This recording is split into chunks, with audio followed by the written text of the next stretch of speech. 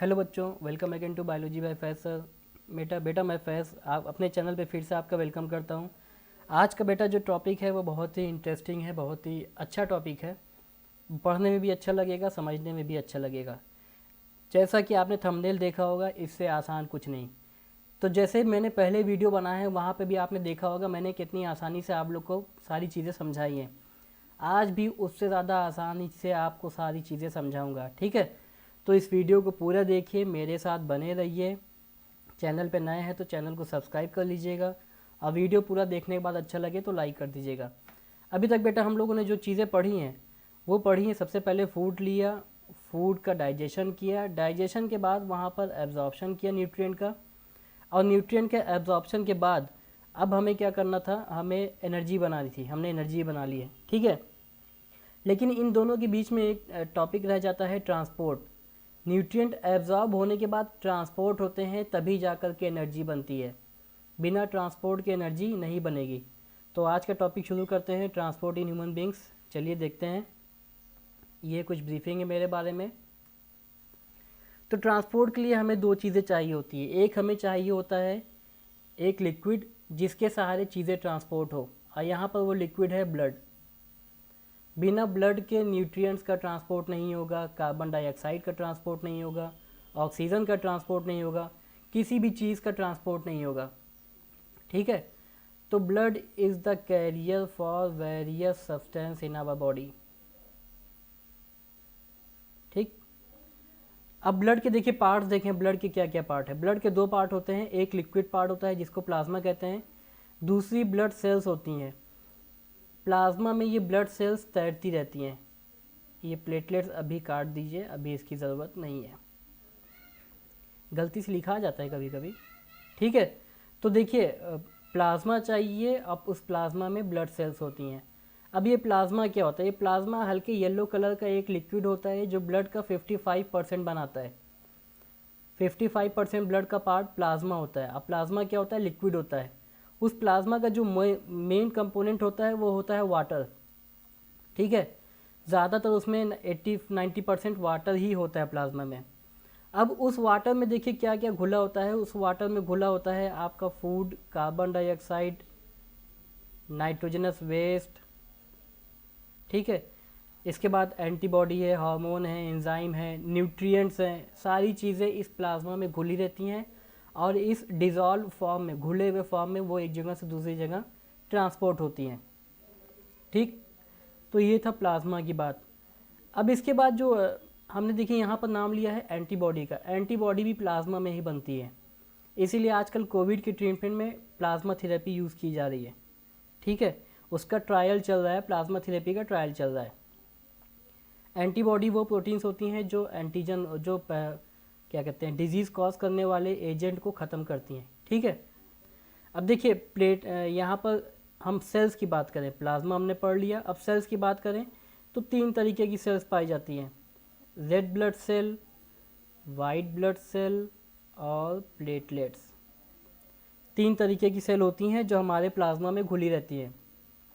चलिए पहली सेल के बारे में देख लेते हैं, रेड ब्लड सेल। इसको शॉर्ट में आरबीसी भी कहते हैं, और सबसे इम्पॉर्टेंट चीज़ इसका जो दूसरा नाम है वो है इराइथ्रोसाइट। आपसे कहीं भी जितने भी कॉम्पिटेटिव एग्जाम होंगे वहाँ पे रेड ब्लड सेल नहीं लिखा रहेगा, वहाँ पूछेगा इराइथ्रोसाइट। तो हमेशा अल्टरनेट नेम जो होते हैं उसको हमेशा याद रखिए, क्योंकि अल्टरनेट नेम से ही क्वेश्चन बनाए जाते हैं और आधे लोग इसी अल्टरनेट नेम में फंस जाते हैं, ठीक है। अब देखिए ये रेड कलर की होती हैं, रेड कलर की होने के पीछे वजह है इनके अंदर एक पिगमेंट होता है हीमोग्लोबिन। हीमोग्लोबिन रेड कलर का होता है, इसी वजह से ये सेल रेड कलर की है। और इनका जो काम होता है वो होता है ऑक्सीजन को कैरी करना। हमने पिछले वीडियो में बताया था कि हीमोग्लोबिन क्या करता है, ऑक्सीजन को अपने साथ जोड़ लेता है और फिर एक जगह से दूसरी जगह ट्रांसपोर्ट कर देता है, ठीक। दूसरी जो सेल है हमारे ब्लड सेल्स की वो है WBC, वाइट ब्लड सेल। इनमें हीमोग्लोबिन नहीं पाया जाता, एब्सेंट होता है, और इनका जो दूसरा नाम है वो दूसरा नाम इनका है ल्यूकोसाइट, ठीक है, ल्यूकोसाइट। अब ये WBC वो सेल्स होती हैं जो हमारे बॉडी का इम्यून सिस्टम बनाती हैं। इम्यून सिस्टम को अगर जनरल लैंग्वेज में समझें तो ये हमारे बॉडी का सिक्योरिटी सिस्टम बनाती हैं। कोई भी डिजीज़ कॉज करने वाला agent, micro organism, bacteria, virus, वो अगर हमारी बॉडी में आ गया, सबसे पहले तो वो आएगा नहीं, अलग अलग जगह पे सिक्योरिटी लेवल होता है हमारी बॉडी में, वहाँ पर अगर कोई पैथोजन आया तो उसको किल कर दिया जाता है। अगर उसको पार करके भी वो आ गया, ठीक है, तो उसको किल करने का काम कौन करेंगी? हमारी ये वाइट ब्लड सेल्स करेंगी। पैथोजन वो माइक्रो ऑर्गेनिजम्स होते हैं जो डिजीज़ कॉज करते हैं। अब देखिए ये 5 तरीके की WBC होती है। एक होती है मोनोसाइट, दूसरी होती है स्नोफिल, तीसरी होती है बेसोफिल, फिर लिम्फोसाइट और न्यूट्रोफिल्स। लिम्फोसाइट वो WBC होती है जो एंटीबॉडीज़ बनाती है। अब इनके बारे में बहुत डिटेल में हमें क्लास 11 में पढ़ना है, तो वहाँ पे हम लोग पढ़ेंगे, प्लस क्लास 9 में भी थोड़ा सा पढ़ना है फंक्शन वगैरह। तो क्लास 9 का जब वीडियो बनेगा तो वहाँ पे आपको ये मिलेगा। हमारे चैनल पे देखिए एक जगह पे आपको कंप्लीट बायोलॉजी मिलेगी, तो धीरे धीरे हम उसमें एक कदम आगे बढ़ रहे हैं। पहले क्लास 12 शुरू की हम लोगों ने, अब 10th आ गया, धीरे धीरे 9 शुरू होगा, तो सारी क्लासेस यहाँ पे शुरू होंगी, ठीक है। अब देखिए तीसरी जो ब्लड सेल्स होती है उसको हम लोग कहते हैं प्लेटलेट्स। क्या कहते हैं? प्लेटलेट्स कहते हैं। प्लेटलेट्स का भी दूसरा नाम है, वो नाम क्या है? थ्रोम्बोसाइट्स नाम है। ये नाम याद रखिएगा, थ्रोम्बोसाइट्स, ठीक है। थ्रोम्बोसाइट्स का बहुत इंपॉर्टेंट काम क्या होता है? खून के थक्के जमाना, मेकिंग ब्लड क्लॉट। क्लॉट का मतलब होता है थक्का। होता क्या है, अगर कहीं पे इंजरी हो गई, कोई नस फट गई या स्किन फट गई, तो खून अगर कॉन्टीन्यूसली बाहर निकल जाएगा तो बॉडी के अंदर खून का फ्लो कम हो जाएगा और पर्सन की जान चली जाएगी, ठीक है। तो खून को कंटिन्यूसली बहने से, ब्लीडिंग होने से बचाने के लिए क्या होता है, ये प्लेटलेट्स खून को जमा देती हैं। जब खून जम जाएगा तो फर्दर खून बॉडी से बाहर नहीं बहेगा। यही इनका इम्पोर्टेंट काम होता है, ठीक। चलिए आगे देखते हैं। अब जो अभी हम लोगों ने ब्लड के बारे में जान लिया कि ब्लड क्या होता है, क्या क्या कंपोनेंट होते हैं और कौन सी चीज़ें ब्लड से ट्रांसपोर्ट होती हैं। ये ध्यान दीजिएगा, ब्लड एक फ्लूइड होता है, लिक्विड होता है, तो लिक्विड एक जगह से दूसरी जगह मूव करता है, ठीक है। और जब लिक्विड मूव करेगा तो लिक्विड में जो भी चीज़ें उसमें घुली हैं वो सारी चीज़ें एक जगह से दूसरी जगह मूव कर जाएंगी। मूव का मतलब एक जगह से दूसरी जगह पहुंच जाएंगी, ठीक है। अब देखिए खाली ब्लड ही वो फ्लूइड नहीं है जो एक जगह से दूसरी जगह ट्रांसपोर्ट करता है। ब्लड के साथ साथ एक और लिक्विड होता है, उस लिक्विड को कहते हैं लिम्फ।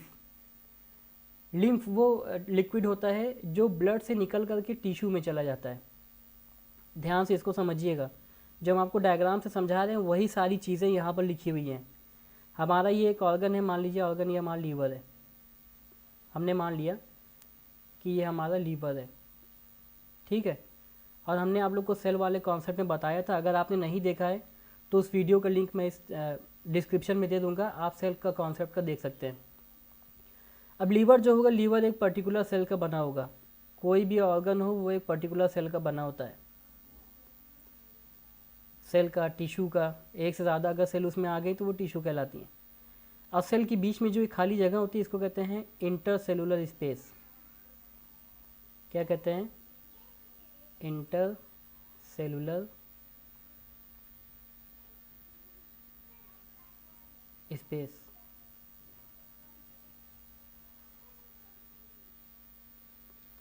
ठीक है, तो होता क्या है इंटरसेलुलर स्पेस में, हमारा ब्लड आता है एक वेसल, एक ट्यूब के अंदर ब्लड होता है। ये हमेशा याद रखिएगा, ब्लड पूरे बॉडी में ट्यूब के अंदर बहता है। ऐसा नहीं है कि डायरेक्टली ऐसे ही नदी की तरह बहता रहे, वो नहीं है, ट्यूब के अंदर बहता है। जैसे पानी का कनेक्शन आपने देखा होगा, एक मेन जगह से पानी का कनेक्शन निकलता है और हर जगह पाइप के ज़रिए सबके घर में पहुंचता है। तो सेम वही तरीका यहाँ पे भी। यहाँ पे क्या है, यहाँ पे भी ब्लड ट्यूब के ज़रिए हर एक बॉडी पार्ट को पहुँचता है। तो यहाँ पे एक ट्यूब होती है, पतली सी, बहुत पतली सी ट्यूब होती है जिसको कैपिलरी कहते हैं, वो आगे पढ़ना है। तो होगा क्या, कैपिलरी में से प्लाज्मा लीक होकर के चला आएगा इस ऑर्गन में, यहाँ पे सेल्स के बीच में, ठीक है।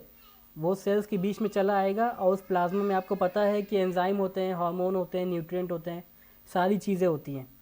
तो उनका एक्सचेंज होगा सेल से। सेल के अंदर वेस्ट मटेरियल नाइट्रोजन बना, प्लाज्मा में आ गया। प्लाज्मा से सेल को क्या कहते हैं, मिनरल चाहिए, मिनरल सेल में आ गया। ऐसे एक्सचेंज होता है। एक्सचेंज होने के बाद क्या होता है, सारे लिक्विड हमारे अंदर ट्यूब में बहते हैं, तो यहाँ पे एक दूसरी ट्यूब भी होती है, इस ट्यूब को कहते हैं लिम्फ वेसल। क्या कहते हैं? Lymph vessel.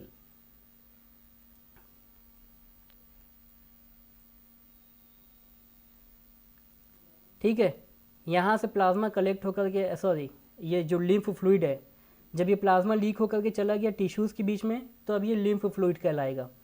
यहाँ से लिम्फ फ्लूइड वापस से आता है और आ करके वापस से इसी कैपिलरीज में आकर के मिल जाता है। तो अल्टीमेटली क्या हुआ, जितना प्लाज्मा यहाँ पर कम हुआ था वो प्लाज्मा वापस से यहाँ पे रिकवरी हो गई। बस दोनों में फ़र्क क्या रहेगा, यहाँ से प्योर प्लाज्मा से गया था, यहाँ से इम्प्योर प्लाज्मा आएगा। ठीक है, यही सिस्टम होता है हमारे बॉडी का। ऐसे हमारे सेल से, हर एक सेल से एनर्जी का, न्यूट्रिएंट का एक्सचेंज होता है। ठीक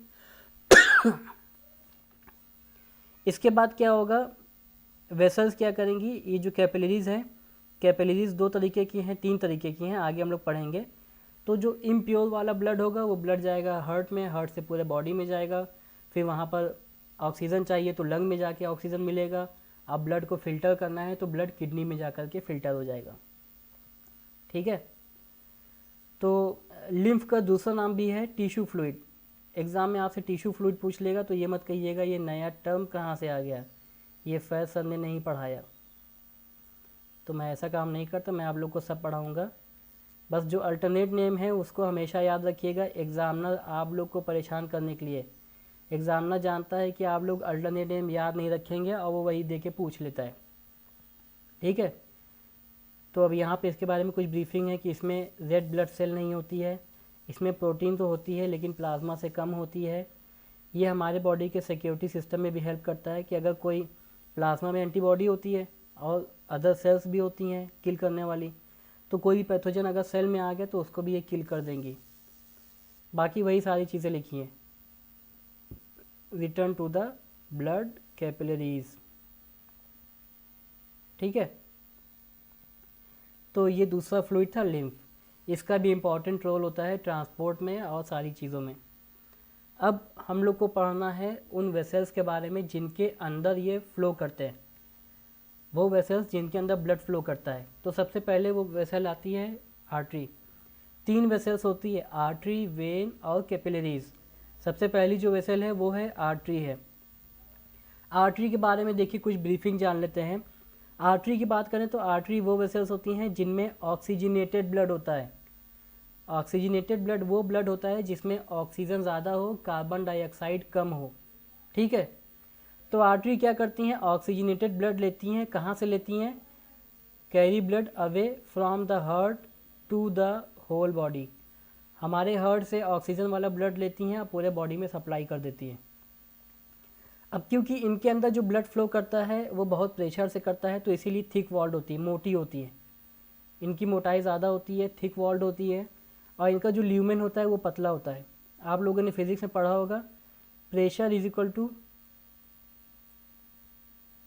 फोर्स अपॉन एरिया। एरिया जितना कम होगा प्रेशर उतना ज़्यादा होगा, प्रेशर जितना ज़्यादा होगा उतनी दूर तक ब्लड जाएगा। ठीक है, तो इनका ल्यूमेन कम रहता है तो एरिया कम है, एरिया कम है तो ज़्यादा प्रेशर से ब्लड फ्लो करेगा। अब ब्लड का प्रेशर ज़्यादा है तो ये फट सकती है, रप्चर हो सकती है, तो ये फटे ना, इसीलिए ये थोड़ा थिक होती हैं। ठीक है, और इनका जो ल्यूमेन होता है, इनका जो ल्यूमेन होता है, ये ल्यूमेन वो एरिया होता है जिसमें ब्लड फ्लो करता है, बीच का जो डायमीटर होता है, ये ल्यूमेन इनका पतला होता है। पतला होगा तभी तो एरिया ज़्यादा होगा। ठीक है, और ये आर्टरीज जैसे ही हमारे ऑर्गन पे पहुंचती हैं तो ये कन्वर्ट होती हैं छोटी छोटी ट्यूब में, आर्ट्रियोल में। अब वो आर्ट्रियोल फर्दर कन्वर्ट हो जाती है कैपिलरीज में। चलिए दूसरे वेसल के बारे में जानते हैं, वेन्स। ठीक है, अब वेन्स क्या होती हैं, वेन्स वो ब्लड वेसल्स होती हैं जो डीऑक्सीजनेटेड ब्लड को कलेक्ट करती हैं पूरे बॉडी से और कहाँ ले जाती हैं, हार्ट में दोबारा ले जाती हैं। ठीक, ये आर्टरी का ठीक उल्टा करती है। आर्टरी आपको याद है, वेन अपने आप याद हो जाएगी। ठीक है, और ये थिन वॉल्ड होती हैं, पतली होती हैं, क्योंकि इनमें जो ब्लड होता है वो कम प्रेशर से फ्लो करता है। देखिए ये पतली हैं, वो ज़्यादा मोटी थी। इनका ल्यूमेन चौड़ा होता है, ल्यूमेन चौड़ा रहेगा तो प्रेशर कम रहेगा। साथ ही साथ क्या होता है, इनमें ये वॉल्व होता है, मस्कुलर स्ट्रक्चर होता है, फ्लैप होता है, इसको वॉल्व कहते हैं। ये वॉल्व क्या करते हैं, ब्लड को उल्टे डायरेक्शन में, उल्टी दिशा में जाने से रोकते हैं। ये हमेशा ब्लड को एक ही डायरेक्शन में फ्लो होने देंगे। ऐसे अगर मान लीजिए ऐसे ब्लड आता है तो ये वॉल्व ऐसे बंद हो जाएगा और ब्लड वापस नहीं जाएगा, यहीं आके रुक जाएगा। ठीक है, यहाँ से फिर वो वापस ही जाएगा। तो वाल्व क्या करते हैं, बैक फ्लो को रोकते हैं। ठीक। और एक इम्पॉर्टेंट चीज़ याद रखिएगा, इनमें डीऑक्सीजनेटेड ब्लड होता है, ऐसा ब्लड जिसमें ऑक्सीजन नहीं होती, ऑक्सीजन कम होती है, बहुत कम होती है। ठीक है, अब ऑक्सीजन कम रहेगी तो कार्बन डाइऑक्साइड ज़्यादा होती है। थर्ड है देखिए कैपिलरीज। हमने आर्टरी में बताया था कि आर्टरी जब ऑर्गन पे जाती है छोटे छोटे आर्ट्रियोल्स में कन्वर्ट होती है, और ये छोटे छोटे आर्ट्रियोल्स फर्दर कन्वर्ट होते हैं एक पतली सी, एकदम थिन पतली ट्यूब में, वो ट्यूब कहलाती है कैपिलरी। इसी ट्यूब से प्लाज्मा लीक होकर ये जाता है टिश्यू में और वो बनाता है लिम्फ। ठीक है, तो यहाँ पर क्या होगा, कैपिलरीज क्या करती हैं, यहीं से न्यूट्रिएंट का एक्सचेंज करती हैं। हमारे ऑर्गन पे जो भी nutrient waste, oxygen, carbon dioxide का एक्सचेंज है, ये कैपिलरीज के बिना नहीं होगा। ठीक, बहुत पतली होती हैं और बहुत थिन होती हैं ये। ठीक है, अब कैपिलरीज क्या करती हैं, यहाँ से देखिए ब्लड आया, यहाँ से ब्लड आगे बढ़ा, ऑर्गन में गया, एक्सचेंज हुआ मटेरियल का, अब ऑक्सीजन कम हो गई, कार्बन डाइऑक्साइड ज़्यादा हो गई, तो वो ब्लड जा कर के कलेक्ट हो गया वेन्यूज़ में, और वेन्यूज़ कनेक्ट होकर के बनाते हैं वेन। ठीक है, तो अल्टीमेटली क्या होगा, आर्टरी और वेन को कनेक्ट कौन करता है, कैपिलरी। कैपिलरी वो वेसल होती है जो आर्टरी और वेन को कनेक्ट करती है। अब हमने वो ट्यूब पढ़ ली जिसके अंदर ब्लड फ्लो करता है। अब इम्पॉर्टेंट चीज़ पढ़नी है हार्ट, जिसके बिना ये सब पढ़ना बेकार है। अगर हार्ट नहीं होगा तो ब्लड इकट्ठा रहे कोई मतलब नहीं, वेसल्स हो कोई मतलब नहीं, बिना हार्ट के ब्लड का ट्रांसपोर्ट होगा ही नहीं। ठीक है, तो हमारी हार्ट क्या करता है, हार्ट हमारे ब्लड को पंप करता है। अगर ये ब्लड को पंप नहीं करेगा तो ब्लड हमारे ब्रेन तक नहीं पहुंचेगा, हमारे लेग तक नहीं पहुंचेगा। हर जगह पहुंचाने का काम किसका है, हार्ट का। तो हार्ट एक मस्कुलर पंपिंग ऑर्गन है, पूरा का पूरा मसल्स का बना हुआ है, इसमें कोई हड्डियां नहीं है, और जो मसल्स है उस मसल्स का नाम है कार्डियक मसल्स। ठीक है, अब हार्ट की साइज़ की बात करें तो ये हमारी हथेली के बराबर का होता है। लोकेशन की बात करें कहाँ पर होता है, तो ये हमारी थोरेसिक कैविटी में होता है, बिटवीन द टू लंग्स। हमारे दोनों लंग्स के ठीक बीचों बीच में थोड़ी सी जगह होती है, वहाँ पर हमारा हार्ट होता है। ठीक। अब देखिए हार्ट की स्ट्रक्चर की बात कर लें। हमारा जो हार्ट होता है इसमें 4 अलग अलग हिस्से होते हैं जिनको हम लोग चैम्बर कहते हैं। ये पहला चैम्बर, ये दूसरा चैम्बर, ये तीसरा चैम्बर और ये चौथा चैम्बर। ठीक है, ऊपर का जो चैम्बर होता है उसको आर्ट्रियम कहते हैं, नीचे के चैम्बर को वेंट्रिकल कहते हैं। तो जो हमारे देखिए ऐसे जो हार्ट का डायग्राम होता है, हमारा लेफ़्ट साइड देखेंगे तो इसका राइट होगा। तो एक होता है राइट, दूसरा होता है लेफ़्ट।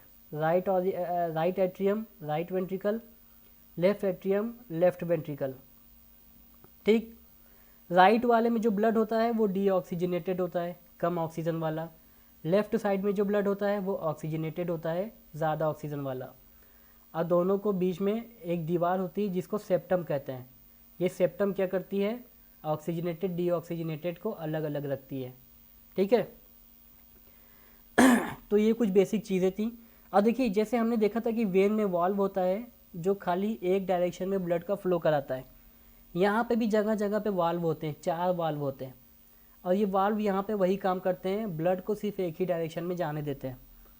आप डायग्राम में क्लियर कट वो डायरेक्शंस देख सकते हैं कैसे ब्लड जा रहा है। ठीक है, तो यहाँ पर एक वेन होती है जिसका नाम है सुपीरियर वेना कावा। एक सुपीरियर वेना कावा होती है, दूसरी इन्फीरियर वेना कावा होती है। सुपीरियर क्या करेगी, ऊपर के हिस्से से हमारा जो ब्रेन है, हैंड है, चेस्ट है, यहाँ से ब्लड ला के राइट आर्टरियम में डालेगी। और इन्फीरियर वेना कावा क्या करेगी, हमारे नीचे के हिस्से से, हमारे लेग वाले हिस्से से डीऑक्सीजनेटेड ब्लड लाएगी और डाल देगी राइट एट्रियम में। एट्रियम से ब्लड जाता है वेंट्रिकल में, वेंट्रिकल से ब्लड जाएगा लंग्स में। लंग्स में क्यों जाएगा, ताकि वहाँ पर ऑक्सीजनेटेड हो सके। तो लंग्स में ले जाने का काम एक आर्टरी करती है, उसको कहते हैं पल्मोनरी आर्टरी। देख रहे हैं, वेंट्रिकल से लंग्स में जा रहा है, पल्मोनरी आर्टरी से लंग्स में जाएगा, लंग्स से हार्ट ब्लड आएगा, कौन सा ब्लड, ऑक्सीजनेटेड ब्लड आएगा पल्मोनरी वेन के थ्रू। किसके ज़रिए आएगा, वेन से आएगा, पल्मोनरी वेन से।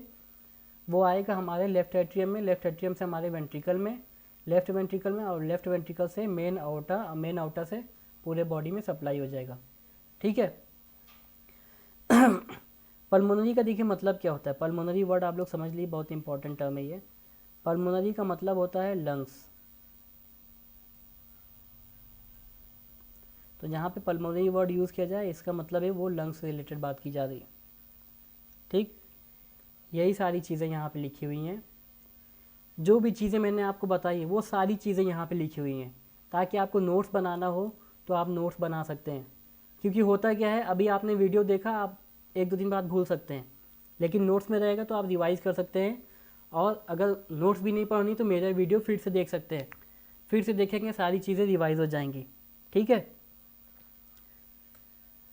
तो आज का वीडियो यहीं ख़त्म करेंगे, कल हम लोग शुरू करेंगे डबल सर्कुलेशन, वो भी इम्पॉर्टेंट टॉपिक है। और जो लोग आज वीडियो पहली बार देख रहे हैं वो चैनल को सब्सक्राइब कर लें, बेल आइकन को दबा लें, ताकि जैसे ही हम कोई नया वीडियो डालें आप लोग को नोटिफिकेशन मिल सके। ठीक, साथ ही साथ वीडियो आप लोग को अच्छा लगा हो तो लाइक ज़रूर करिएगा, ये लाइक मुझे मोटिवेट करता है कि और अच्छा वीडियो बने। और वीडियो अच्छा लगा हो तो अपने दोस्तों को शेयर ज़रूर करिएगा, ताकि आपके दोस्तों को ये पता चले कि कितना ईजी वे में बायोलॉजी सीखा जा सकता है। देखिए, ये बायोलॉजी जो अभी मैं पढ़ा रहा हूँ, ये एक ऐसी टॉपिक पढ़ा रहा हूँ जो आपके कम्पिटिटिव एग्ज़ाम में भी पूछी जा सकती है, चाहे वो आपका एसएससी का हो, चाहे वो आपका टीईटी का हो, चाहे वो सीटीईटी हो। मतलब कि ये एक जनरल बायोलॉजी है जो कहीं भी पूछ ली जा सकती है।